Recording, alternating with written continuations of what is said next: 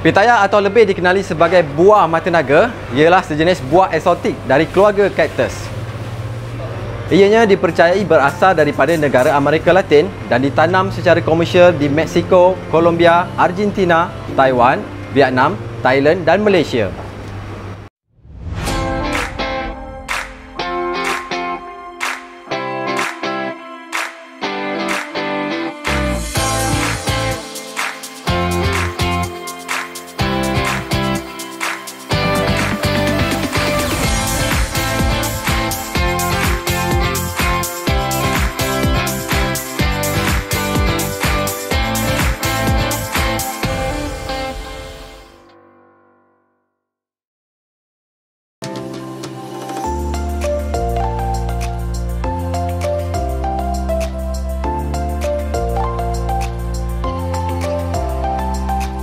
Terdapat pelbagai variti yang ditanam tetapi hanya 2 variti sahaja yang mendapat permintaan yang baik di pasaran tempatan maupun luar negara, iaitu variti isi putih dan isi merah.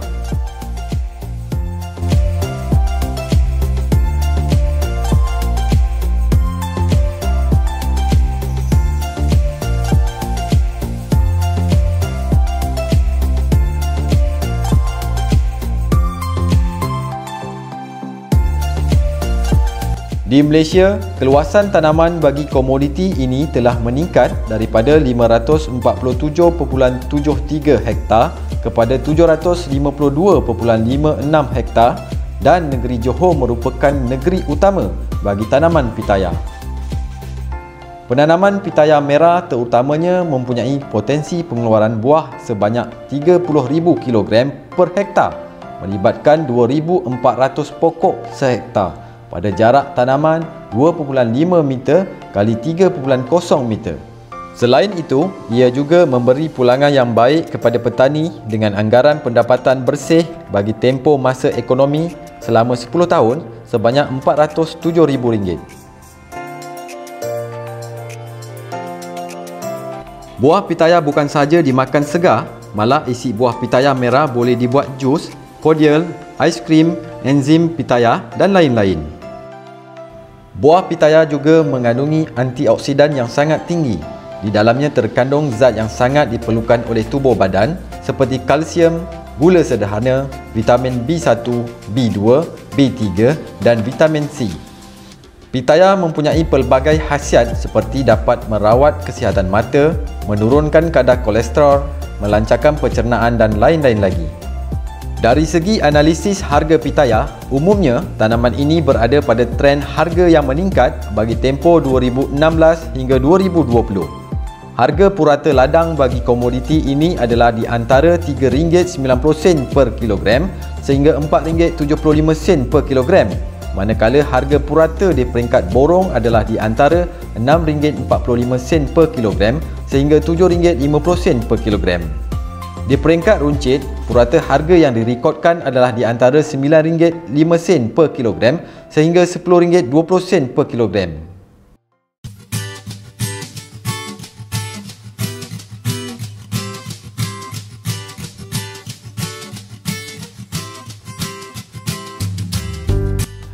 Asas agronomi merupakan faktor terpenting yang membantu meningkatkan penghasilan tanaman serta menentukan kualiti buah-buahan dan juga sayur-sayuran.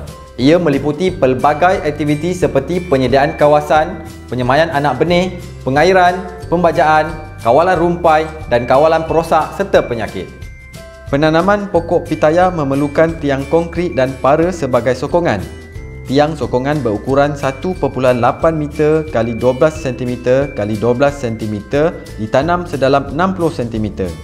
Jarak tanaman tiang sokongan adalah 3.3 meter x 3.3 meter dan para perlu ditempatkan pada setiap tiang sokongan. Para tersebut bertujuan untuk menyokong batang yang akan menjala. Terdapat 2 kaedah dalam penyediaan anak benih bagi menghasilkan buah mata naga, iaitu melalui semaian biji benih dan keratan dahan pokok. Walau bagaimanapun, bahan tanaman dari keratan dahan pokok lebih sesuai digunakan kerana ia lebih cepat matang dan berbuah serta mengekalkan ciri pokok yang dipilih berbanding dengan kaedah biji benih. Keratan yang telah berakar akan dipindahkan ke ladang. Ia hendaklah ditanam sedalam 5 cm dalam tanah. Pastikan jarak antara tanaman adalah 3 meter kali 2.5 meter supaya tanaman tidak terlalu padat dan dapat mengelakkan persaingan terhadap nutrien, air dan cahaya. Anak pokok perlu diikat pada tiang konkrit supaya ianya dapat tumbuh secara menegak. Pengairan yang baik adalah penting untuk mendapat hasil pitaya yang tinggi. Pengairan pada kekerapan 2 hingga 3 hari sekali di peringkat awal penanaman dan 1 hingga 2 kali seminggu di peringkat pokok matang adalah disyorkan, terutama pada musim panas. Sistem pengairan titis disyorkan untuk tanaman pitaya. Baja dan air perlu mencukupi supaya pokok tumbuh dengan subur dan mengeluarkan banyak buah dan bunga. Pelbagai jenis baja yang digunakan oleh pengusaha tanaman pitaya dengan kadar, kekerapan dan kaedah membaja yang tertentu.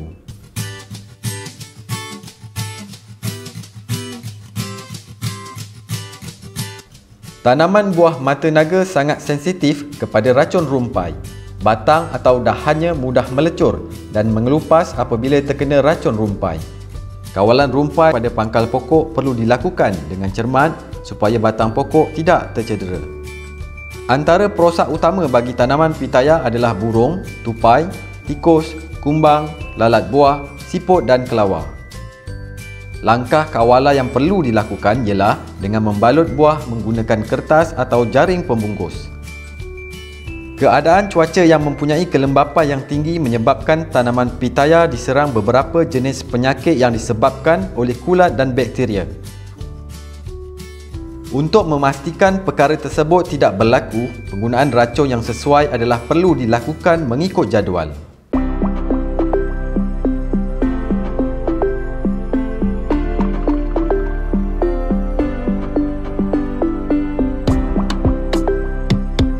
Pengendalian untuk pemasaran atau juga dikenali sebagai pengendalian lepas tuai merupakan satu rantaian aktiviti penyediaan, pergerakan dan pemeliharaan kualiti hasil pertanian dari ia mulai dituai sehinggalah sampai ke pengguna.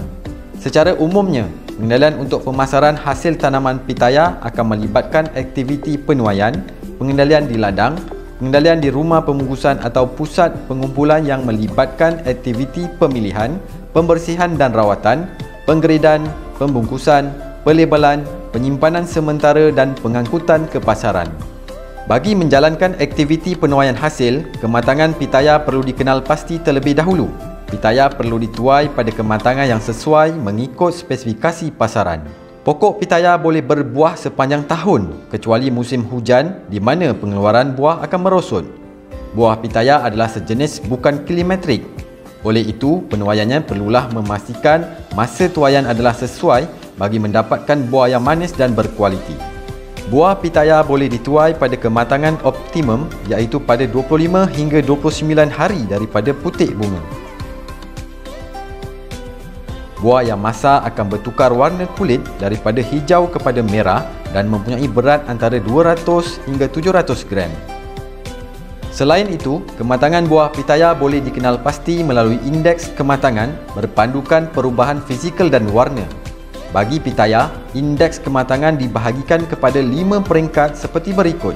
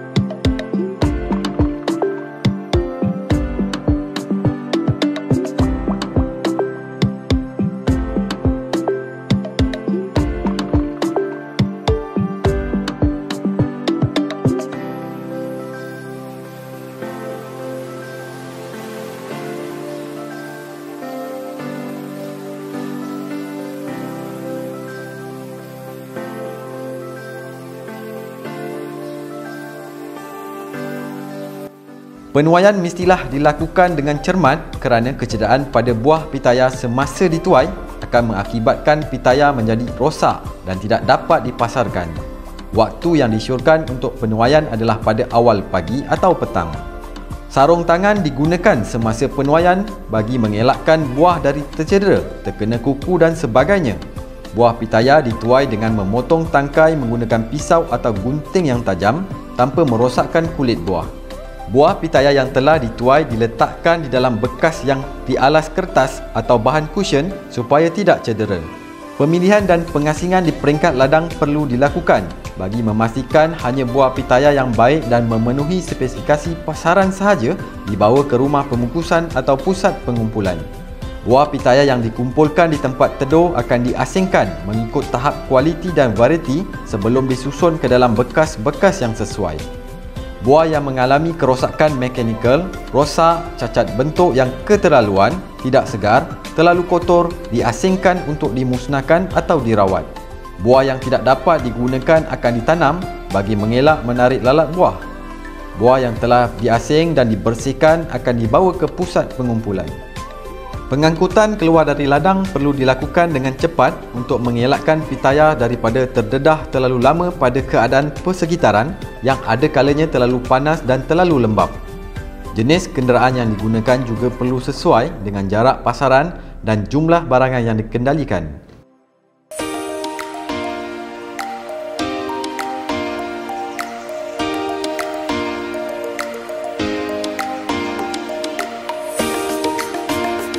Pusat pengumpulan atau juga dikenali sebagai rumah pembungkusan atau sebuah pusat yang menjalankan aktiviti-aktiviti nilai tambah iaitu value added terhadap hasil pertanian melalui proses pemilihan, pembersihan, penggradan, pembungkusan, pelabelan, penyimpanan sementara dan pengedaran bagi memenuhi spesifikasi dan kehendak pasaran. Buah pitaya yang diterima dari ladang perlu diperiksa bagi memastikan kuantiti dan kualiti memenuhi spesifikasi yang diperlukan. Catatan rekod penerimaan seperti varieti, nama pembekal, tahap kematangan, kualiti, kuantiti, saiz dan grade hasil dicatatkan bagi tujuan pengesanan dan pembekalan. Seterusnya, buah pitaya yang diterima perlu dipilih dan diasingkan mengikut tahap kualiti yang dikehendaki pasaran. Pemilihan dan pengasingan dibuat mengikut kriteria seperti terlalu muda atau tidak matang, rosak mekanikal, kerosakan, kecacatan terlampau dan tidak segar. Buah pitaya yang telah diasing akan dibersihkan dari kotoran atau benda asing, termasuk sarang serangga, tanah dan sebagainya. Gunakan span atau kain basah semasa membersihkan buah bagi mengelakkan kecederaan pada buah. Keluaran pertanian yang akan dipasarkan perlu digrade mengikut kehendak peraturan-peraturan Lembaga Pemasaran Pertanian Persekutuan iaitu Penggradan, Pembungkusan dan Pelabelan Keluaran Pertanian tahun 2008 di bawah Akta 141. Penggradan adalah aktiviti mengasingkan hasil keluaran pertanian mengikut kualiti, indeks, saiz atau bilangan berdasarkan spesifikasi yang ditetapkan dalam standard. Di bawah peraturan GPL, iaitu penggradan hasil pertanian dikelaskan kepada 3 grade, iaitu premium, grade 1 dan grade 2.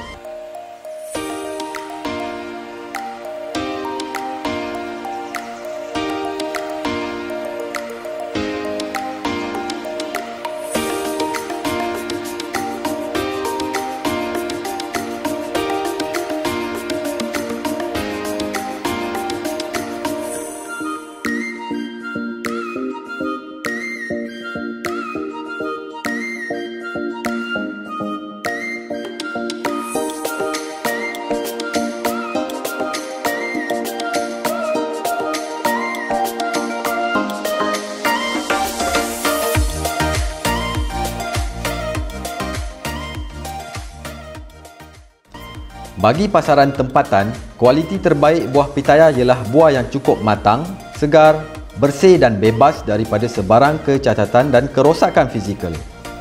Sementara kualiti yang diterima pasaran pula ialah buah cukup matang, segar, bersih, terdapat kecacatan minimum dan agak bebas daripada kerosakan fizikal. Manakala kualiti yang tidak dikehendaki di pasaran pula ialah buah tidak cukup matang, tidak segar, kotor dan terdapat kecacatan bentuk dan rupa yang teruk. Kerosakan disebabkan oleh haiwan perosak, penyakit dan kecederaan mekanikal yang menjejaskan jangka hayat pemakanan dan kualiti. Pengelasan saiz pula ditentukan oleh berat dalam unit gram seperti yang dapat dilihat melalui jadual berikut.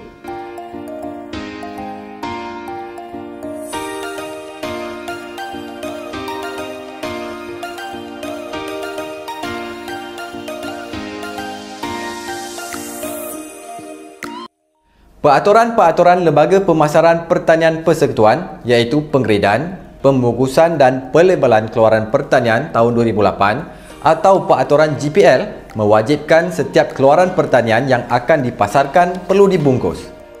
Pembungkusan yang betul akan memudahkan pengendalian dan mengawal daripada kecederaan mekanikal yang menyebabkan penurunan kualiti. Penggunaan bekas yang sesuai diperlukan supaya dapat memberi perlindungan yang optimum daripada kerosakan semasa pengendalian dan pengangkutan. Bagi pembungkusan pukal, muatan bagi bakul plastik hendaklah tidak melebihi 30 kg, manakala bagi pembungkusan runcit pula, buah pitaya sesuai dibungkus menggunakan kotak, beg kertas dan beg plastik. Seterusnya, buah-buahan dan sayur-sayuran yang telah dibungkus dengan baik hendaklah dilabelkan.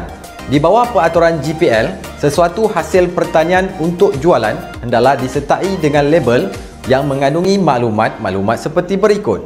Nama atau kod penanam bagi Sabah dan Sarawak sahaja, nombor kad pengenalan atau pendaftaran syarikat, alamat pengeluar, jenis komoditi, grade, tarikh tuaian, bilangan dan berat bersih.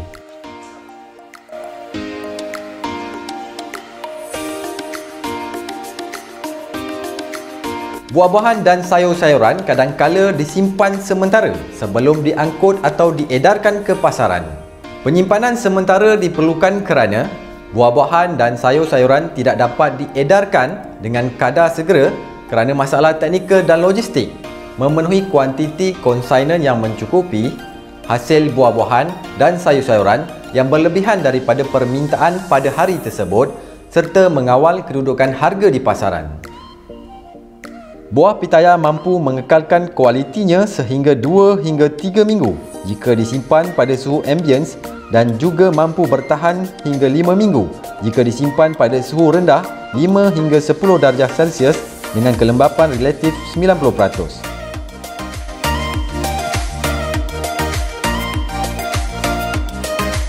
Pengangkutan atau logistik merupakan perkara terpenting bagi memastikan komoditi yang sampai ke destinasi kekal berkualiti sebagaimana yang diperlukan pasaran.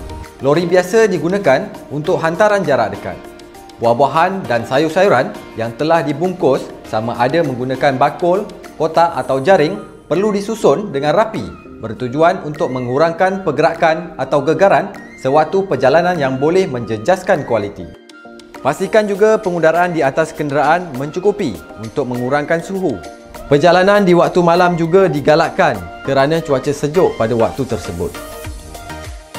Fama menawarkan perkhidmatan pemasaran dan bimbingan kepada usahawan bagi mendapatkan ruang dan juga peluang dalam memasarkan hasil pertanian. Fama juga berperanan dalam memastikan produk pertanian dalam industri makanan tersedia dan mampu diperoleh pada harga yang mampu dibayar oleh pengguna. Bagi melaksanakan peranan ini, Fama telah mempertingkatkan kecekapan di sepanjang rantaian pemasaran dengan memberi fokus dalam memperkukuhkan bekalan makanan melalui program ladang kontrak, memperluaskan akses pasaran dan meningkatkan promosi pasaran tempatan sehingga ke pemasaran peringkat antarabangsa.